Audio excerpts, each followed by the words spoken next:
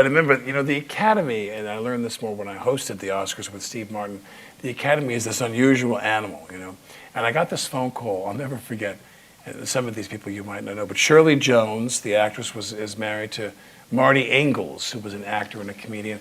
And Marty Ingalls got my phone number somehow when he called me. And he said, I want you to know our group, we're all voting for you. I said, I beg your pardon? He goes, a bunch of my friends, we get together, we watch all the movies together, me and Shirley and Eva Marie Saint and Red Buttons. And he names all these people from there. We all get together, we all have dinner, and we watch movies, and we think you're fantastic, we think you're great, and we're going to vote for you. And I thought, my God, that's fantastic. That's really, really Shirley Jones won, and Red Buttons won for Sayonara. And then I get one phone call. I'm walking my dogs in L.A. I go to this park, and I'm in my car, and my office calls, and they go, Jerry Lewis wants to talk to you. And I go, oh, come on. Who are you kidding? And he gets on the phone. He's a very serious guy. He's more like the guy in King of Comedy than he is in this kind of silly guy. And he says, I want to tell you were fantastic in that movie. He just really, really was so kind and so sweet.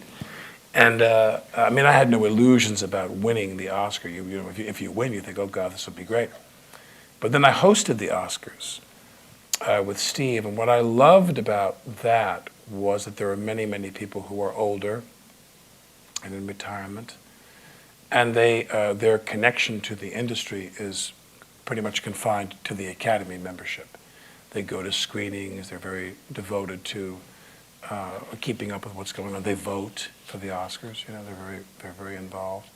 And I would walk out into the audience during the longer breaks for the commercial. I'd spot a friend of mine, and I would just kind of shoot down the stairs like we are here with a little staircase and go see somebody. I'd be like, oh, there's Mark Ruffalo, or there's somebody I know that I like, or there's some friend of mine, Bill Macy, or what have you.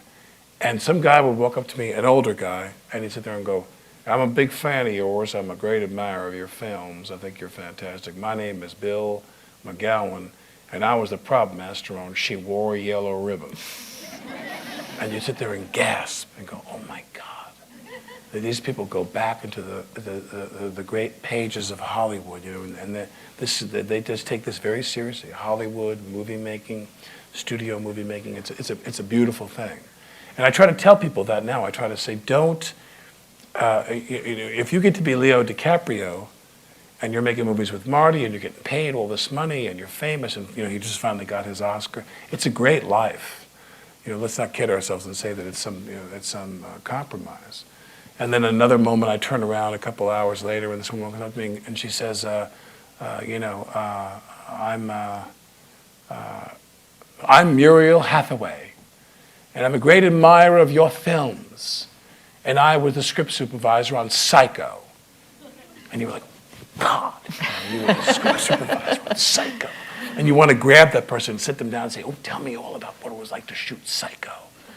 And it's really, really thrilling to me now, the history and the heritage of movie making, and to be around people like that. It's almost like, when I think of movies now, I don't think about me and my movies that much. I think about other people's movies more,